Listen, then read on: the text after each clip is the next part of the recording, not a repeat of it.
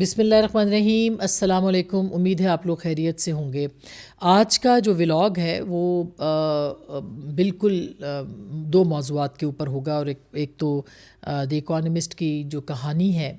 اور اس کا پس منظر میں آپ کے سامنے رکھوں گی، اور یہ پس منظر جو ہے وہ پہلے بھی اسی میرے یوٹیوب چینل کے اوپر جو ہے وہ میرے کالم کے حوالے سے ایک کہانی بڑے گھر کی جو میری کتاب کا عنوان بھی ہے، اور دلچسپ بات یہ کہ یہ اس کالم کا عنوان بھی تھا جو کہ میں نے لکھا، اور اس کے بعد پھر مجھے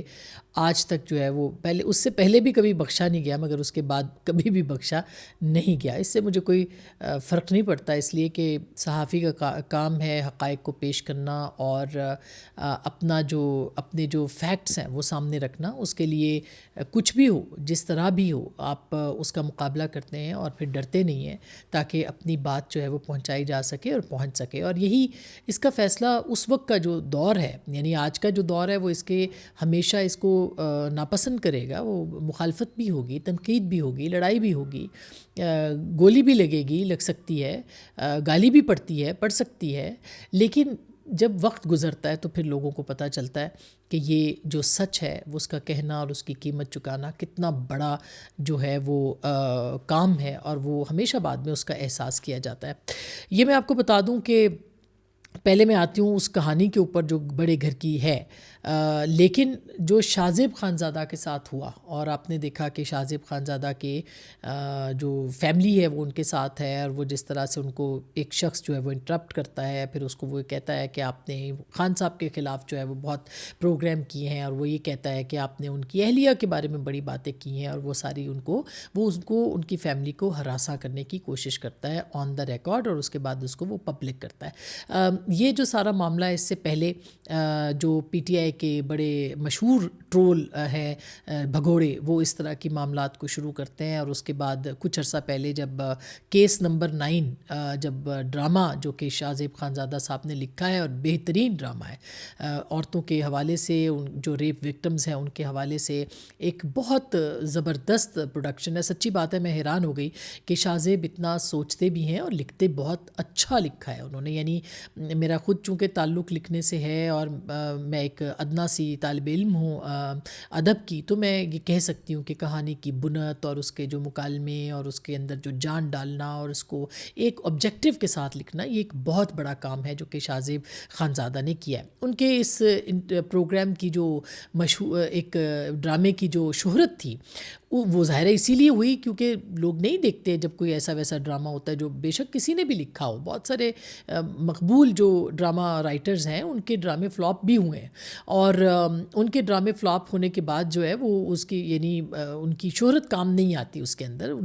ان کا جو کانٹینٹ ہے وہ بولتا ہے اور وہ اس کو مقبول کرتا ہے۔ اور کئی بہت سارے انفیمس لوگ ہوتے ہیں جو کہ بہت مشہور مقبول نہیں ہوتے، لیکن وہ لکھتے ہیں اور وہ کمال کا لکھتے ہیں، اور وہ پہلی دفعہ میں ہی جو ہے وہ ہٹ ہو جاتا ہے ڈرامہ۔ تو شاہ زیب نے جو ڈرامہ لکھا وہ ان کی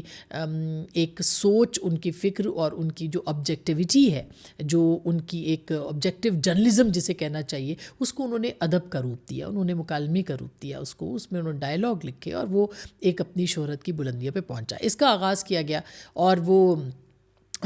کچھ عرصہ پہلے میں نے دیکھا کہ، اور میں نے سینس کر لیا کیونکہ میری خود اتنی ٹرولنگ ہوتی ہے کہ میں سینس کر لیتی ہوں کہ یہ معاملہ کدھر جائے گا، کہ وہ جو ڈرامہ تھا اس کو بنا کے بنیاد کہ آپ نے بشریٰ صاحبہ جو ہیں اہلیہ ہیں عمران خان صاحب کی، ان کے بارے میں آپ نے یہ بات پوچھی، وہ سوال پوچھا، یہ کیا، اور خاور مانیکا کو آپ نے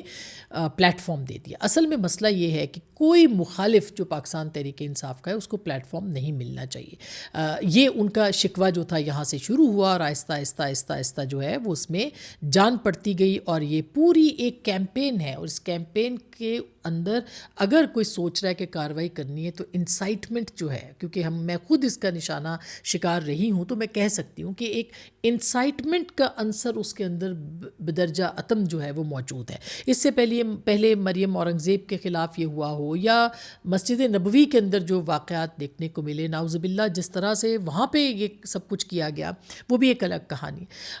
پھر آپ دیکھیے کہ احسن اقبال ہوں، خواجہ آصف ہوں، ان کے ساتھ جو لندن میں وہ ٹرین کے اندر اندر ان کے ساتھ جو کیا گیا، اور پھر مختلف حامد میر صاحب کے ساتھ بھی اس طرح سے، اور وہ بھی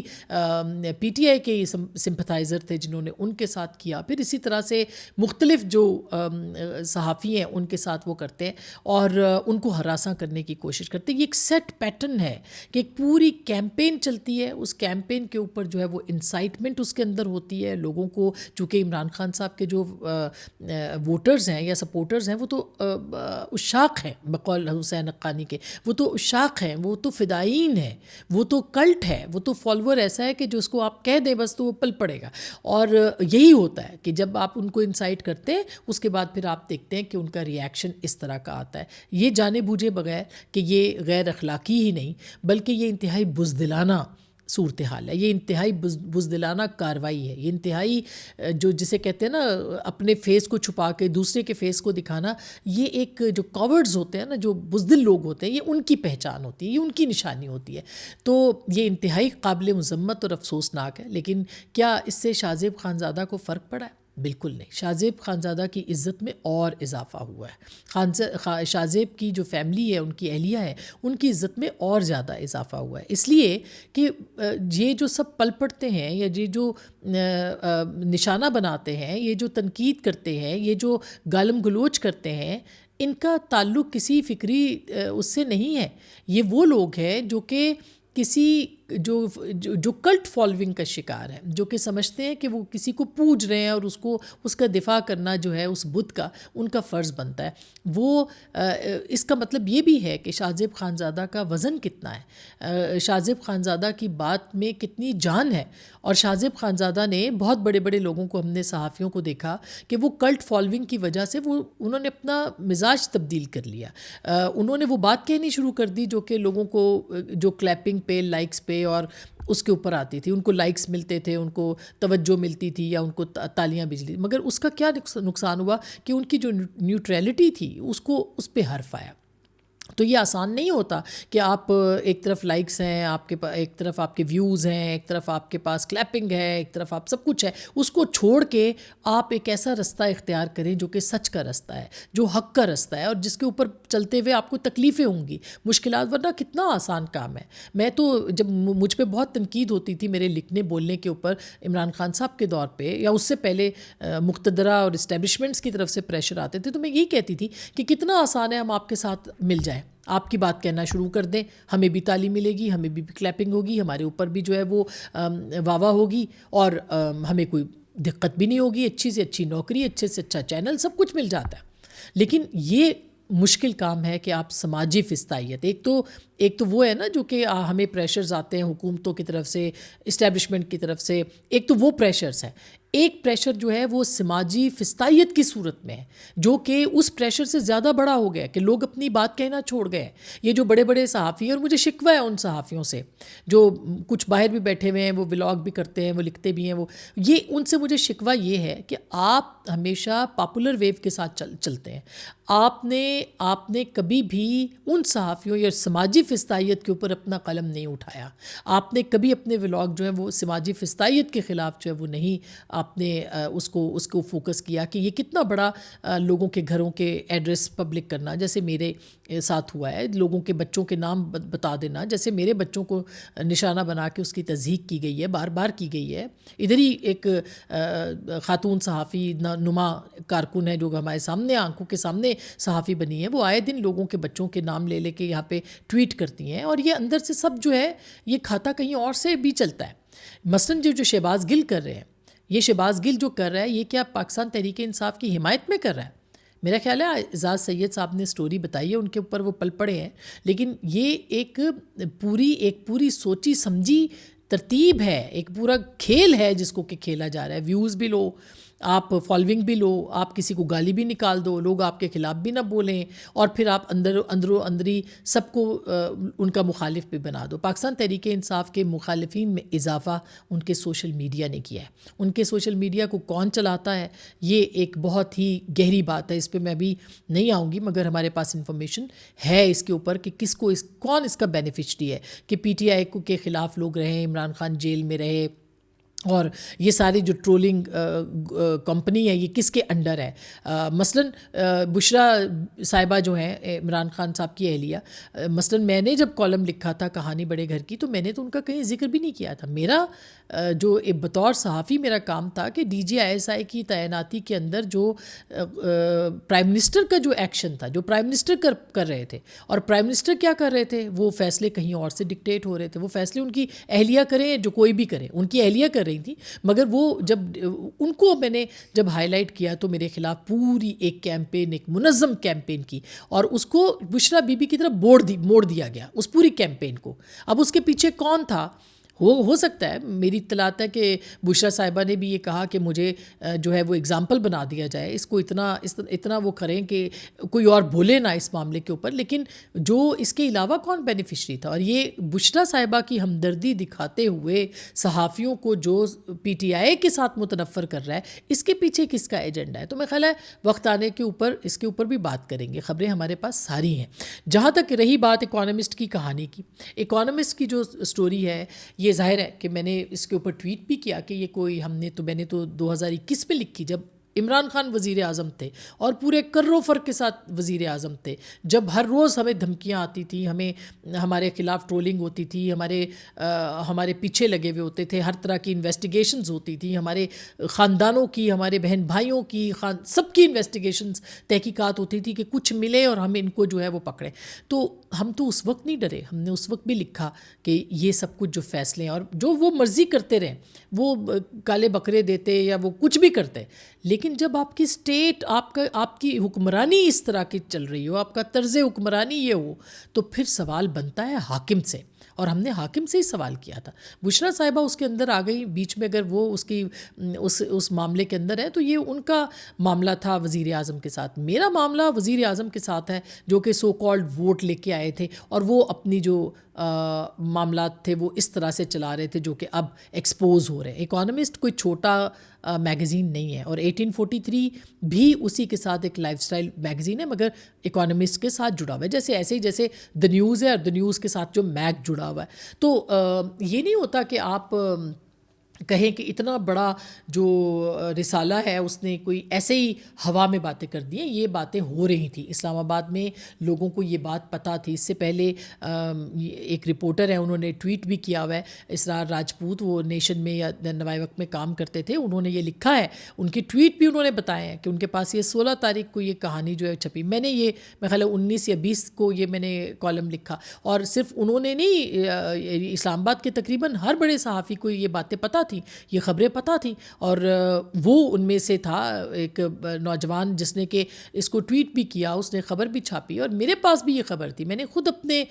ذرائع سے بھی اس کو جو ہے وہ تصدیق کی. میں نے ایک لمبا عرصہ رپورٹنگ کیا اور بڑی ذمہ داری کے ساتھ رپورٹنگ کی ہے. تو ایک ہمارے اندر کا جو رپورٹر ہے وہ ہر وقت موجود ہوتا ہے, لہٰذا یہ خبر پوری تصدیق کے ساتھ جسے کہتے ہیں وہ آئی. پھر بھی میں نے اس کو اس طرح سے نہیں لکھا تھا. اس کالم کے چھپنے کے بعد آپ سوچ سکتے ہیں کہ بی بی سی کے اوپر کتنا پریشر آیا ہوگا. ہزاروں کی تعداد میں بی بی سی کو میلز لکھی گئی, اور میں ضرور سلیوٹ پیش کرتی ہوں بی بی سی کی ایڈیٹر کو, جو خاتون ایڈیٹر تھی, میں ان کا نام ان کی مرضی کے بغیر نہیں لے سکتی, کہ انہوں نے جسے کہتے ہیں جس طرح سے انہوں نے اس کا مقابلہ کیا, اور انہوں نے کہا کہ یہ جائے گا اس کے اندر میں نے کسی کا نام نہیں لکھا. میں نے صرف 3 جملے لکھے تھے, اور ان 3 جملوں کو معیشت کے ساتھ جوڑا تھا, اور اس سے پہلے جو بھی نیپچون کا اور وہ ڈی جے ایس آئی کی بھرتی کے حوالے سے تھا اس کو میں نے ملفوف لکھا تھا. میں نے اور میرے لکھے کی وجہ سے بھی ظاہر ہے کہ ان کو ایک تکلیف بھی ہوئی اور ان کو سب کچھ ہوا, لیکن لکھنے کا فن بھی ہم اگر الحمدللہ آتا ہو تو آپ ہر بات کہہ سکتے ہیں. تو یہی ہوا کہ ان کو سمجھ میں بھی آ گیا, اور انہوں نے خود اس کالم کو اتنا پاپولر کیا کہ شاید وہ اگر اس کو اگنور کرتے تو یہ کسی کے نگاہ نہ پڑتی. لیکن چونکہ اس سے ایک دن پہلے کالے بکرے ہوئے تھے, کیونکہ اس سے یہ سب کچھ اس وقت ہو رہا تھا, لہٰذا وہ چور کی داڑھی میں تنکا والی بات کہ اس کے اوپر پھر پریس کانفرنس بھی گل نے کی اور باقی سب چیزیں کی. تو میرا خیال ہے یہ جو حقائق ہیں یہ حال کے لیے نہیں ہوتے, یہ مستقبل کے لیے ہوتے ہیں. یہ جو گزشتہ سے پیوستہ ہے نا, یہ اسی لیے ہے کیونکہ آپ کی لکھی ہوئی تحریر آج کے حقائق بتاتی ہے, مگر مستقبل میں حوالہ بنتی ہے, اور یہ حوالہ بنا میں نے جب لکھا تب عمران خان صاحب کا دور حکومت تھا، وزیر اعظم تھے. آج 4 سال کے بعد اکانومسٹ اس کو چھاپ رہا ہے، اس طرح کی ساری چیزوں کو. میں نے کوئی ڈائریکٹ ان کے اوپر الزام نہیں لگایا، بالکل نہیں لگایا. جو کہا وہ میں نے اپنے کالم کے اندر لکھا. لیکن جو اکانومسٹ لکھ رہا ہے، اور بشرا تسکین صاحبہ جو ہیں وہ صحافی ہیں، کافی عرصے سے کام کر رہی ہیں فیلڈ میں، ان کو جس طرح سے اب پوری توپوں کا رخ ان کی طرف کر دیا گیا. کریں نا مقدمہ. کہتے تھے شاہ زیب خانزادہ کے اوپر عمران خان نے کہا کہ میں مقدمہ کروں گا. کریں نا، کیوں نہیں کیا ابھی تک وہ مقدمہ؟ اسی طرح سے ان کے اوپر کریں نا، اکانومسٹ کے اوپر کیوں نہیں کر رہے؟ وہ اوون بینٹ جونز OBJ جو ہیں، ان کو، جو برطانوی صحافی ہیں، ان کو انہوں نے کیوں نہیں ٹرولنگ ان کی؟ انہوں نے بشرا تسکین کی کیوں ٹرولنگ کی؟ کیونکہ وہ خاتون ہیں، اور ان خاتون ہونے کی وجہ سے ان کی ٹرولنگ اس قدر زیادہ کی جا رہی ہے. اور ظاہر ہے کہ میرے خلاف تو کبھی بند ہوا ہی نہیں یہ سلسلہ، مجھے اس کی پرواہ بھی نہیں ہے. لیکن اور ہم اپنا کام کرتے رہیں گے. صحافی کا کام ہے لکھنا، اور کوئی تالیوں کے لیے، کلیپنگ کے لیے ادھر بھی کھیلنا ادھر بھی کھیلنا نہ ہمیں آتا ہے، نہ ہم یہ کریں گے. ہم جو ہے، جو فیکٹس ہیں وہ ہم فیکٹس بیان کریں گے، اور آپ کے سامنے ہم کرتے ہیں. آج بھی کالم لکھا ہے، اسی نظام کے اوپر لکھا ہے، جو اس وقت ہو رہا ہے اس کے اوپر لکھا ہے. آپ پڑھ سکتے ہیں انڈیپینڈنٹ اردو کے اوپر میرا کالم جو آج میں نے لکھا ہے، نیا آئین پرانا نظام کے نام سے. تو ہم تو لکھ رہے ہیں، یہ تاریخ کا حصہ بن رہا ہے، یہ بنتا رہے گا. لہٰذا کہنے کا مقصد یہ ہے کہ یہ جو سب نظر آ رہا ہے کہ جو صحافیوں کے خلاف ٹرولنگ اور یہ جو پورا ایک محاذ بنایا جاتا ہے، یہ کیا آپ کے خیال میں پاکستان تحریک انصاف کے فائدے کے لیے ہے؟ بالکل نہیں. یہ ان لوگوں کی خواہشات کے اوپر ہے جو کہ چاہتے ہیں، اور ظاہر ہے PTI بھی اس کے اندر حصہ بن جاتی ہے. عمران خان صاحب نے بھی کبھی نہیں روکا ان لوگوں کو کہ آپ اس طرح کی باتیں نہ کریں، مگر وہ سب کے سب جو باہر بیٹھ کے یہ سب کام کر رہے ہیں وہ ایک پورے ایجنڈے کے اوپر کر رہے ہیں. ان کو یہاں سے جب بھجوائے گئے ہیں وہ، تو اس کے اوپر بھی کچھ چیزیں ہیں جس کی وجہ سے وہ باہر بھجوائے گئے. تو میرا خیال ہے کہ یہ سب سوچنے کی ضرورت ہے. جو PTI کے خیر خواہ ہیں، جو سمجھتے ہیں کہ ایک بڑی پولیٹیکل پارٹی ہے، جو پارٹی کو چلاتے ہیں، جو پارٹی کو رن کرتے ہیں، ان کو بھی سوچنا چاہیے کہ آپ کس طرح سے جو ہے وہ اپنے ان لوگوں کو، جو کہ آپ کی پولیٹیکل پارٹیوں کمیٹیوں کا بھی حصہ ہیں، جو آپ کے سیاسی رہنما بھی ہیں، جو آپ کے سب کچھ ہے، آپ ان کو کس طرح سے افورڈ کر سکتے ہیں کہ وہ اسی طرح سے آگے معاملہ یہ چلتا رہے، اور یہ ہراساں کرنے کی جو کوششیں یہ ہوتی رہیں. تو آپ میڈیا سے لڑائی نہیں لڑ سکتے، آپ کو لڑنی بھی نہیں چاہیے. اور جو لڑتے ہیں ان کا آپ دیکھ لیں کہ کیا انجام ہوتا ہے. مشرف صاحب نے لڑی تھی، ان کا دیکھیں آپ نے انجام کیا ہوا ہے. اور جو آج بھی حکمران ہیں یا اسٹیبلشمنٹ میں، ان کے لیے بھی یہ ہے کہ اگر آپ یہ سمجھتے ہیں کہ آپ نے اظہار آزادی رائے کو دبانا ہے، اور اگر آپ یہ سمجھتے ہیں کہ آپ کے دبانے سے کوئی دب جائے گا، تو میرا خیال ہے کہ جو آپ سوچنا چاہتے ہیں اس طرح ہوتا نہیں ہے. مونولوگ کے اوپر جو ہے وہ معاشرے نہیں چلتے، ڈائلاگ کے اوپر چلتے ہیں، بات چیت کے اوپر چلتے ہیں، اور تہذیب کے دائرے میں رہتے ہوئے تنقید کے اوپر چلتے ہیں. اس طرح نہیں چلتے جس طرح سے پہلے بھی سوچتے تھے حکمران، اور آج کے حکمران بھی سوچتے ہیں. بہرحال یہی کچھ گزارشات تھیں. اپنا بہت خیال رکھیے گا. اللہ نے کے بعد.